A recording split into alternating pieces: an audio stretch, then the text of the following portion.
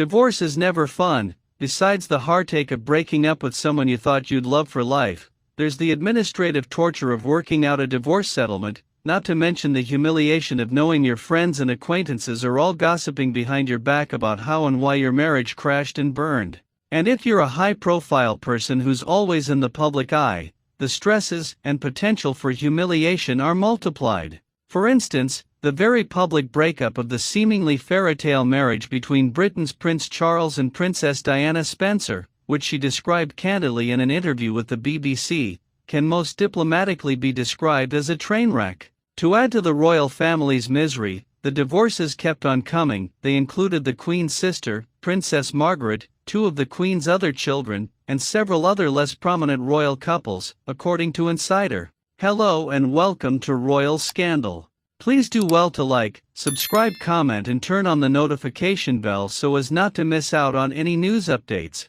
Love and loss may be universal, but for those leaving the royal family, divorce isn't as simple as signing a few papers and getting on with your life.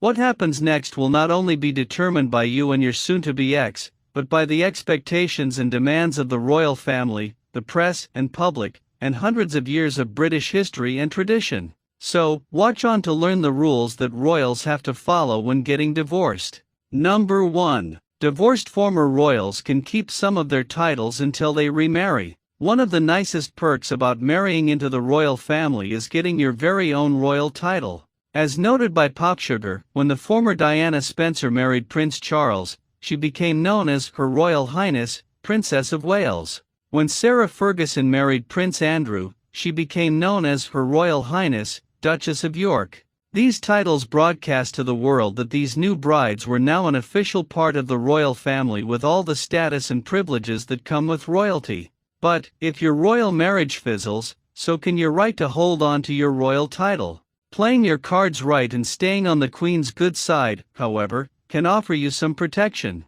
When Charles and Diana called it quits, the Queen was happy to let Diana keep her title. Charles, though, was not so pleased with this idea, so a compromise was struck. Diana would continue to be known as Diana, Princess of Wales, but was no longer entitled to the honorific Her Royal Highness. When Andrew and Fergie officially split, a similar compromise was struck. She lost the honorific Her Royal Highness, but continued to be known as Sarah, Duchess of York. The catch? In both cases, their titles would be rescinded if they remarried. Number 2. Former royals may be allowed to keep some royal privileges with the Queen's permission. Not all royal divorces are created equal. You can walk away with a generous settlement, as Princess Diana did following her divorce from Prince Charles, according to the New York Times, or literally lose your head, as did Anne Boleyn and Catherine Howard, the second and fifth wives of King Henry VIII, as noted by History.com. If you split from the royal family today, it's a pretty good bet you'll walk away alive, thank goodness. But how much you walk away with depends on your standing with the royal family, specifically, the wishes of the Queen, who had the power to even ban royal titles. Number 3. The Queen could not exactly forbid a royal divorce. The short answer to whether the Queen could forbid royal couples to divorce is not anymore, but that doesn't mean the Queen didn't keep a close watch on her family members' love lives and their potential impact on the royal family's image and reputation. Historically, however, the monarch had the absolute last word on whom family members could marry and had veto power over family members' potential mates.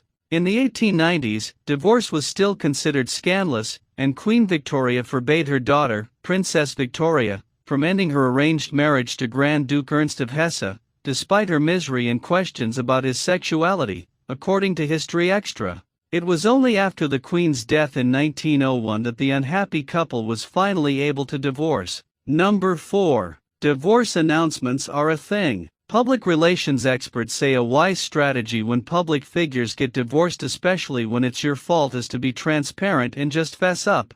By doing so, the experts say, you fend off rumors and speculation and earn some sympathy points for being accountable and honest.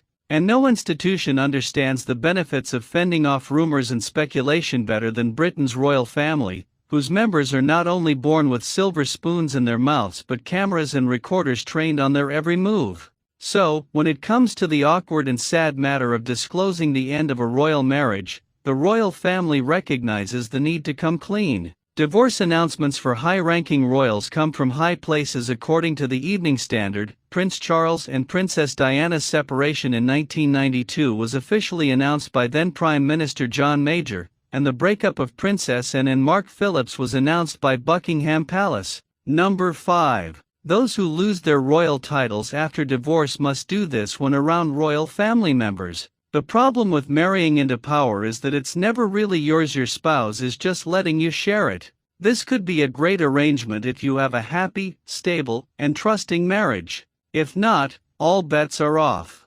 And two prominent former royals, Princess Diana and Sarah, Duchess of York, learned this the hard way. When they divorced their royal husbands, they not only lost their marriages, but the right to be addressed as Her Royal Highness.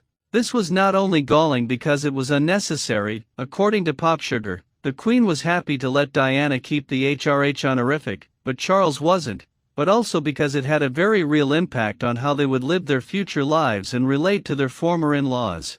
By royal tradition, this honorific bestows certain very real privileges, one of which is the obligation of everyone outside the royal family to bow or curtsy to you. Losing her title meant Diana was now technically required to curtsy to all her former in-laws, including her children. Number 6. If you marry a divorced royal, public opinion may determine which rules apply. Marrying a divorced person means accepting that person's history and baggage. And if you marry a divorced royal, you not only marry into wealth and privilege, but you also get the dubious privilege of living in the shadow of your spouse's ex. Additionally, your eventual rank and treatment often depends on how well liked the ex was. Take, for instance, the case of Camilla Parker Bowles, now known as the Duchess of Cornwall and second wife of Prince Charles. You have to admit she had enormous shoes to fill. Following in the footsteps of globally beloved Princess Diana and despised by many as the perceived cause of Charles and Diana's divorce meant both Camilla and the rest of the royal family needed to navigate a public relations minefield. Because the Church of England frowns on remarriage after divorce, she and Charles were officially married in a civil ceremony, which the Queen did not attend. Number 7. When it comes to divorce, the royal family encourages a long separation for cooling off. Divorce may now be fairly commonplace in the royal family, but it's not taken lightly, especially among higher-ranking royals. Public image still matters, as does setting an example for one's subjects. Thus, when royal marriages start to go south, bailing out immediately is rarely an option. Instead, couples are urged to power through, work things out, or, at the very least, keep a stiff upper lip and make the best of a bad situation. In an interview with the BBC, Princess Diana recalled the emotional pressure of keeping up the public appearance of a unified front as her relationship with Prince Charles fell apart.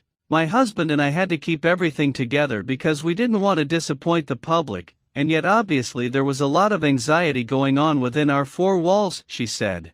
Number 8. The royal family has no official rules guiding financial settlements. The only hard and fast rule to royal alimony after divorce is that there are no rules. But leaving the royal family can come with some cushy consolation prizes, depending on how your ex and the rest of the royal family feel about you. Even King Henry VIII, best known for having several exes beheaded, offered an amicable and generous settlement to his fourth wife, and of Cleves. According to History.com, she lived out the rest of her life comfortably as the king's sister. So, if your royal marriage falls apart and you want to keep living at the standard to which you've become accustomed, making yourself indispensable to the royal family's reputation is a smart move. Because of her popularity and her status as the mother of a future king, Princess Diana was not only given a financially generous settlement, $22.5 million in cash, but also $600,000 a year to maintain her private office, as well as limited access to the royal family's private planes for official travel and some of the properties for entertaining, according to the New York Times. In contrast, Sarah, Duchess of York, did not fare so well in her divorce from Prince Andrew. As reported by Town & Country, she'd made the strategic error of alienating the royal family, so her settlement amounted to a mere $836,952. Number 9. Remarriage following divorce is frowned upon in the royal family. Divorce has long been a touchy subject for the royals, and, until recently, even being romantically associated with a divorced person was cause for scandal. This is because of the close ties between the royal family and the Church of England. Because the monarch was not only the symbolic head of the kingdom, but also the head of the Church of England, the royal family was obliged to honor the Church's edicts. Until 2002, the Church of England forbade remarriage after divorce, according to the Washington Post, as it simply wouldn't do for a monarch, as official defender of the faith, to be seen condoning divorce, especially within the royal family. Thank you so much for watching. Please like and subscribe.